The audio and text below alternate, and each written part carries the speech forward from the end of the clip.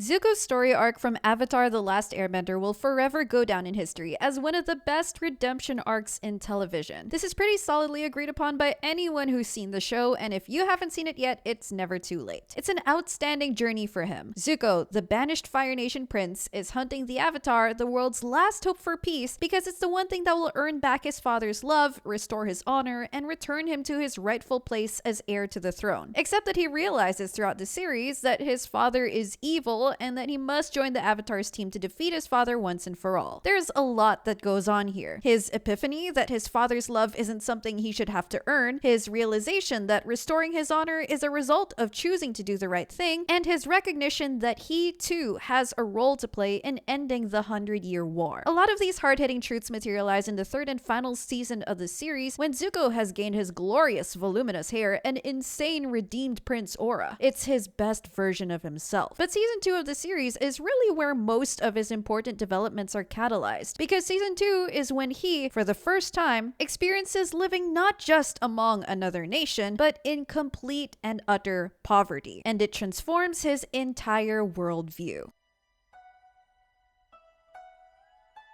Despite already being 2 years into his banishment, Zuko spends most of season 1 with a ship and crew until Admiral Zhao takes that from him. By then, Zuko sneaks into the North Pole to kidnap Aang unsuccessfully, and he reunites with his uncle afterward. As season 2 begins, Azula arrives to welcome Zuko back to the Fire Nation. Their father has forgiven him, she says, and wants him back at the palace to return to his place as prince. Except it turns out Azula is lying, as she always does, and Zuko and Iroh are now officially wanted by the Fire Nation, and this was her ploy to bring them in with the least amount of resistance. After escaping, Zuko and Iroh cut off their top knots, officially beginning their fugitive arc. Zuko and Iroh don't get far before Iroh gets poisoned from making tea out of plants he shouldn't have, and so they meet Song, a healer, and this is how they begin their first Earth Kingdom immersion. After Iroh accepts her invitation to dinner at her family's house, she mentions that she hasn't seen her father in years. This draws a visible reaction from Zuko. Despite his father being the one to burn him, Zuko still clearly misses his father, or at least misses the time before everything went wrong. But this is the first time Zuko is able to personally identify with the struggles of someone from another nation. Later, Song shows him yet another similarity they share. They've both been physically hurt by the Fire Nation, alluding to his burn, and then showing her own terrible scar around her leg. And this draws an even more emotional reaction out of Zuko. Zuko is curiously vulnerable in these moments. Maybe it's because he just recently had to refresh the fact that his father still wants nothing to do with him. Maybe it's because he's just freshly a fugitive, and that's humbling to him. It could also be that he just didn't expect a stranger to be kind to him, since Zuko has experienced hostility from nearly everyone throughout his life except for his mother and his uncle. Zuko still ends up stealing Song's ostrich horse on the way out, clearly prioritizing survival, but those meaningful moments were the start of an uncomfortable truth he continuously faces throughout season 2, that the Fire Nation's great ambition of uniting the world under their banner might be doing more harm than good. Their poverty era continues. They try begging on the street until a rude passerby humiliates Iroh by forcing him to dance for coin. Zuko resents this and then starts stealing instead as a means to survive. Iroh eventually confronts him about it, saying there's a simple honor in poverty. Now, I don't think he meant to glorify poverty in any way, but I think it was Iroh's way of telling Zuko that they can still have their dignity while being poor, and that anyone can strive for an honest life without stealing despite having nothing. Anyway, Zuko finds himself in a fundamental disagreement with Iroh here and decides to travel alone.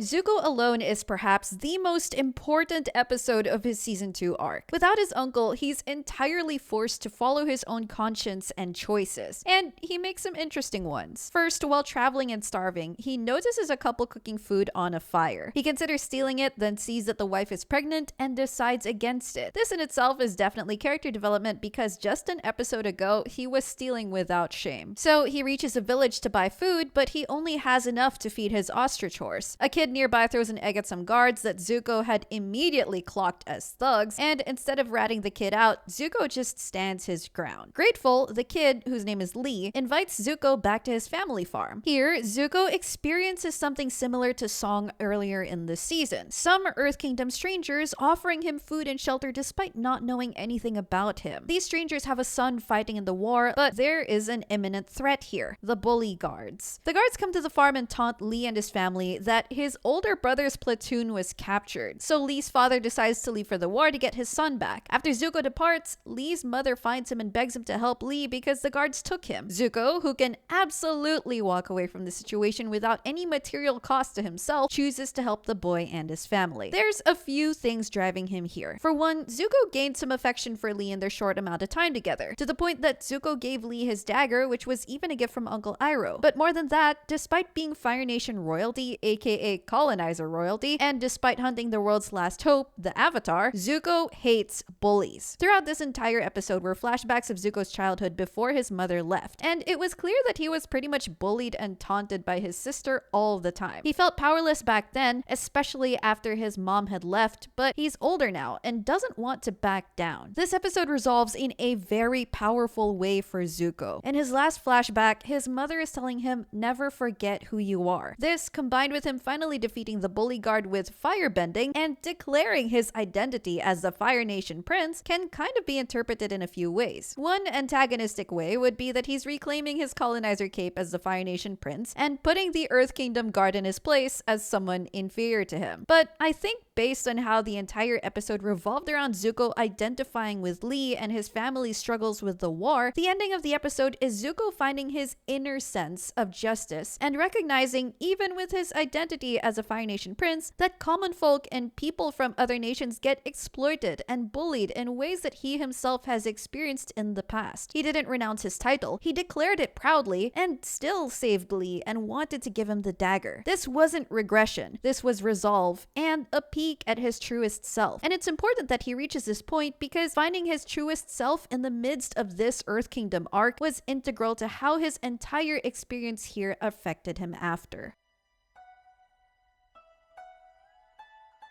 Later on, Zuko gets into a confrontation with Azula and Team Avatar, which ends in Azula attacking Iroh and everyone getting away. Zuko has to take care of Iroh for the meantime, and it's not getting any easier for him. In fact, things feel more hopeless for him than ever. He fails to learn lightning bending and yells up at the sky. He and Iroh have to get new IDs and passports into Ba Sing Se for a new life, and despite them now having jobs and an apartment, Zuko still feels stuck. This isn't where he wants to be. He does have a moment of normalcy in Tales of Ba Sing Se where he goes out on a date. He's closed off and painfully awkward, but a moment of kindness comes through when he does some illicit firebending just to make the girl smile. Zuko's inner conflict comes to a peak when he finds Appa under Lake Laogai. Zuko still sees Aang as his enemy right now, so detaining Appa from Aang would work in Zuko's favor. But Iroh finds him just in time and demands Zuko to think this through, because Zuko doesn't have a plan for what comes after, and if Aang hadn't bailed him out in the North Pole, he'd be dead by now. So Zuko frees Appa without doing any further harm. This is the biggest action Zuko has done so far that contradicted his conscience, because while Zuko does have a sense of justice, he still fundamentally views the Avatar as his objective, the thing he needs to capture in order to regain his honor. But his conversation with Iroh under Lake Laogai challenged that. Is it his destiny that he's following, or a destiny that someone else laid before him, i.e. his father's demands? This, I think, is when Zuko finally begins to escape his victimhood.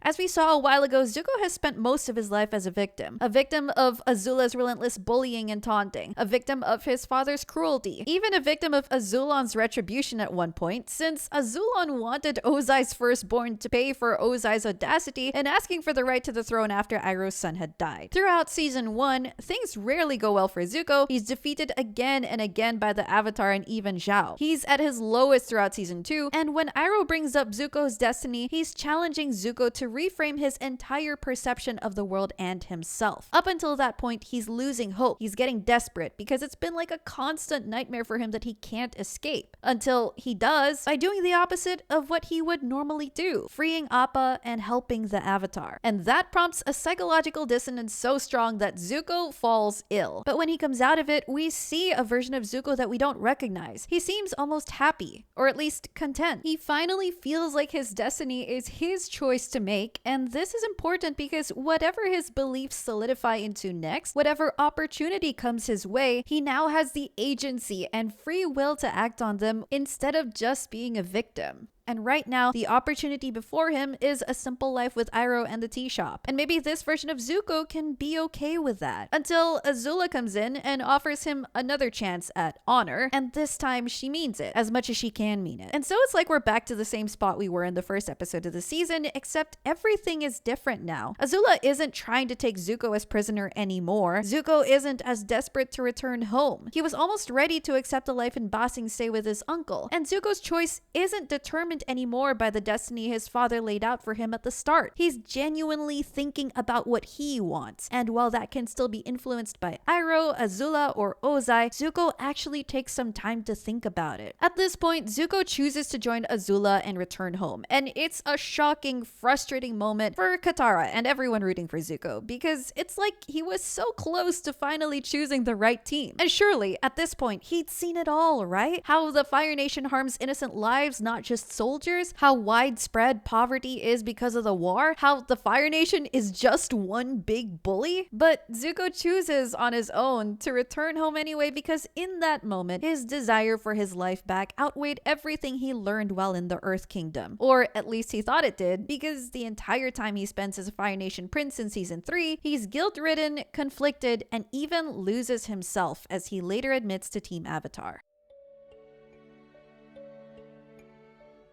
Being in the Earth Kingdom, among common folk, children, and families affected by the war, has fundamentally changed Zuko. His view of the world is so much wider, so much more complex. Now he understands the pain of poverty and war, and that the Fire Nation is responsible. He says it himself when he confronts Ozai during the solar eclipse. Growing up, he and probably every Fire Nation child born during the war was taught the great colonizer lie. That the Fire Nation is the greatest civilization in the world, and that conquering all the other nations is meant to spread this great Fire Nation prosperity to the world. But Zuko's exposure to the outside world challenges all of that, to the point of him seeing right through that lie and unlearning every belief he was raised with regarding Fire Nation glory, and him recognizing that this war needs to end with the Fire Nation losing, which, in his context, is a radical transformation. Zuko doesn't just recognize his own mistakes in hunting the Avatar for his personal gain, he recognizes the sins of his nation in trying to colonize the world. He doesn't just join Team Avatar because he realizes they're good people. He does it because he knows it's their best chance at winning against his own country. And up until he reunites with Iroh, he doesn't even consider taking the throne for himself. This is a far cry from the banished prince we first meet, who just wants his life and birthright back. Zuko's priority now is restoring peace to the world and making things right no matter the cost. Initially, he wanted Iroh to defeat Ozai to take the throne because he believes Iroh is wise and strong enough to be a good Fire Lord. He's not wrong, but Iroh refuses. Him killing Ozai would just appear as a power grab and reinforce the cycle of violence that pervades the Fire Nation so deeply already. And he says they need the new Fire Lord to be an idealist with unquestionable honor. I think Zuko's turn to idealism here is interesting. While him being cynical probably wouldn't have worked for a kids animated series, as Avatar is marketed as, Zuko really could have come out of his Earth Kingdom arc as someone who hated the Fire Nation as a whole. But perhaps he understands that most of the Fire Nation are just cogs in the machine who've been told the same lie as him. And so his country, despite doing so much damage to the world, is still capable of peacefully coexisting with everyone else. I'll try, he says, and you just know he will. Because Zuko's field trips with the individual members of Team Avatar show that he knows reparations aren't easy. He doesn't try to make excuses for his past actions. He doesn't blame his younger self for being stupid. He owns his mistakes, accepts the terms of the people he hurt, and understands that genuine action is the only thing that can make up for it. For me, this just shows that he'll treat post-war reparations as Fire Lord with the same effort and genuineness, and hopefully it pays off. Zuko's entire redemption from colonizer to ally is meaningful because it's rooted in him changing his worldview by actually experiencing the other side of the war and life as a commoner. Everything is taken from him, and instead of him coming out even more bitter than before, he realizes that other people's suffering is much greater than his own. He understands that his family and nation are the cause of it, and he accepts responsibility as an individual and the new leader to make it right. The redemption of Zuko is complete, and now it's his duty to redeem his entire nation.